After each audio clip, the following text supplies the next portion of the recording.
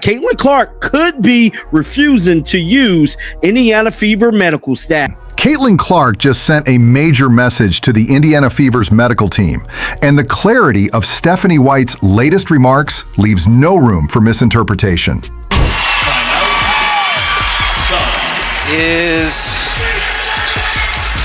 Looks like she's in pain. Following yet another injury setback, it's clear that Caitlin has lost faith in the team's medical professionals and is now choosing to handle things on her own. It's as if the franchise's top player just dismissed the doctors entirely, and the consequences are anything but subtle.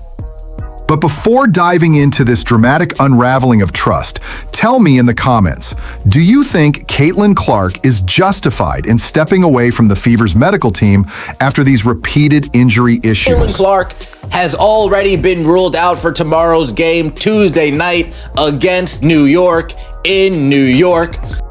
At this point, it feels like Caitlin Clark has reached her breaking point with what can only be described as a medical mess inside the Indiana Fever. And honestly, who could blame her? When your franchise player suffers injuries every few games and the medical team appears as dependable as a paper umbrella in a storm, maybe it's time to bring in real experts.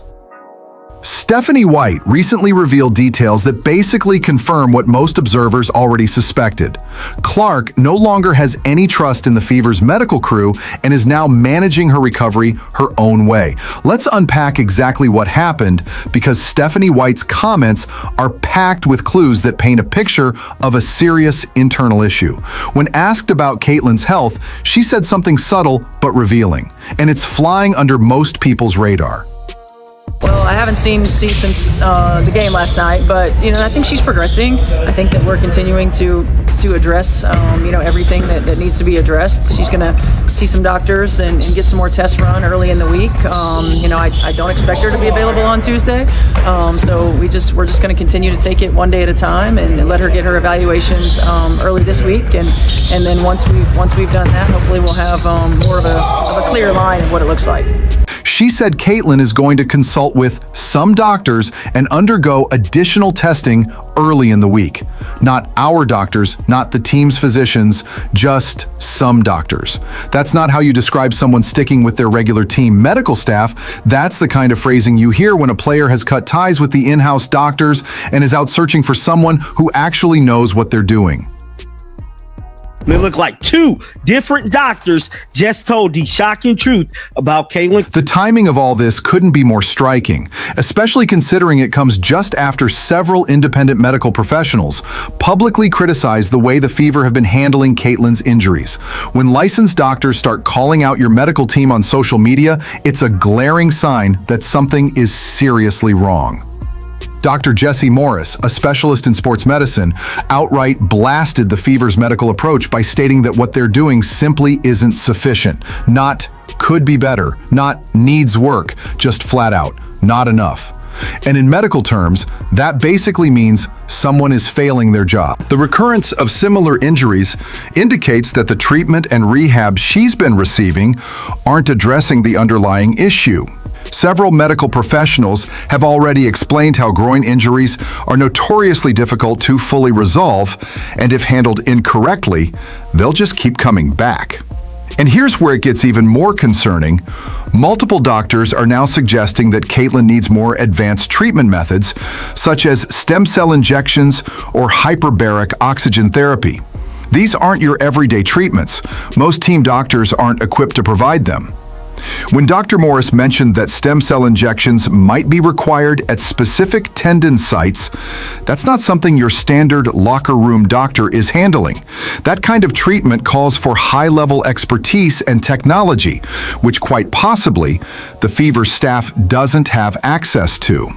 Stephanie White's public statements about these injuries have raised eyebrows for a while now. She keeps saying Caitlin is day-to-day, while actual medical professionals insist groin strains usually take weeks, not days. Either White isn't being properly briefed, or the medical staff doesn't truly understand the situation. And then there's the confusing communication. Remember when White said she didn't learn about Caitlyn's injury until the night before she was sidelined? That suggests either a serious breakdown in communication within the staff or a medical team that's completely in the dark about what's happening. Now, Caitlyn is reportedly seeking out other medical opinions to figure out what's really going on. That move screams of lost confidence in the team's guidance and a desire to hear from specialists who actually have answers. And the financial side of this? Massive. Caitlin Clark is the face of the WNBA right now. She's a revenue machine not just for the Fever, but for the entire league. If she keeps getting injured because of questionable medical practices, that's not just a player problem, it's a business crisis. From Caitlyn's perspective, this all makes sense. She's only in her second year as a pro. This is the height of her market value. And she's stuck battling injuries that might be preventable with proper care. Of course she's going to seek out the best help available, even if that means leaving the team doctors behind. And when you compare this to other major sports leagues, the gap is obvious. NBA players routinely get second opinions and pursue specialized treatment when faced with repeated injuries. That this seems unusual in the WNBA says more about league-wide medical standards than it does about Clark's decision-making. Missing the WNBA All-Star Game only made this worse. Caitlyn was supposed to be one of the event's top draws, and she had to sit out with an injury that, by all accounts, the team failed to manage properly. That's a massive misstep. Fans are understandably furious. Many are starting to wonder if the Fever organization is even capable of taking care of their most prized player. And when fans lose trust, it affects everything: attendance, ratings, merch, and team morale. The press has been trying to stay polite about it, but read between the lines, reporters are clearly concerned. The questions they're asking about outside consultations aren't idle curiosity. And the most damaging part? This is all playing out in public.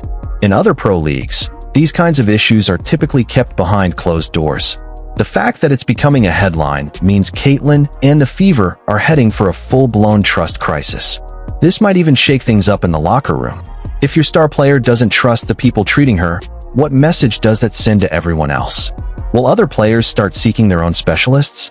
Will doubt spread throughout the roster? Even the WNBA front office is probably watching closely. They can't afford to have their marquee name constantly sidelined because of what looks like avoidable mistakes. Sooner or later, the league may have to step in and make sure Caitlyn is getting the level of care her status demands.